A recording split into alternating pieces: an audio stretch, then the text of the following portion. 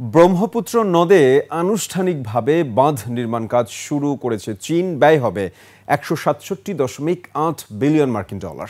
তবে বাঁধের স্থানটি ভারতের অরুণাচল প্রদেশের সীমান্তবর্তী এলাকাধীন বলে দিল্লি বেইজিংয়ের মধ্যে পানি নিয়ে উত্তেজনার শঙ্কা তৈরি হয়েছে।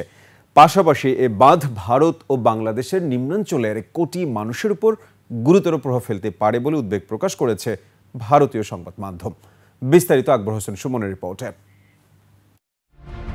ইয়ারলুং সাংপো নদীটি তিব্বত ছাড়িয়ে ভারতের অরুণাচল প্রদেশ ও আসাম রাজ্যে প্রবেশের পর ব্রহ্মপুত্র নাম ধারণ করে বয়ে চলে বাংলাদেশে। ২০২০ সালে তিব্বতের বিপুল জলবিদ্যুৎ সম্ভাবনাকে কাজে লাগাতে বৃহত্তর কৌশলের অংশ হিসেবে ব্রহ্মপুত্রে বাঁধ নির্মাণের পরিকল্পনা করে চীন। চীনের এই জলবিদ্যুৎ বাঁধটি বিশ্বের বৃহত্তম পরিকাঠামো প্রকল্প হিসেবে এরই মধ্যে স্বীকৃতি পেয়েছে।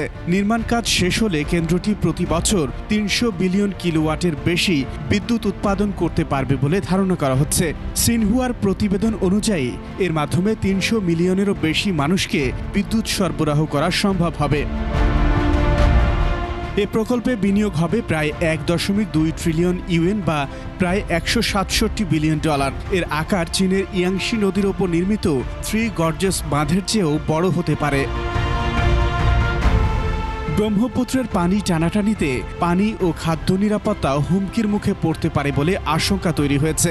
পাশাপাশি রয়েছে জনবসতি উচ্ছেদ, পরিবেশের বড় ধরনের ক্ষতি এবং পানির মাধ্যমে চাপ সৃষ্টির কৌশল হিসেবে এই বাঁধ ব্যবহারের আশঙ্কা, যার মাধ্যমে চীন ইচ্ছাকৃতভাবে বন্যা বা খরার সৃষ্টি করতে পারে। আকবর হোসেন সুমন, ২১ টেলিভিশন, ঢাকা।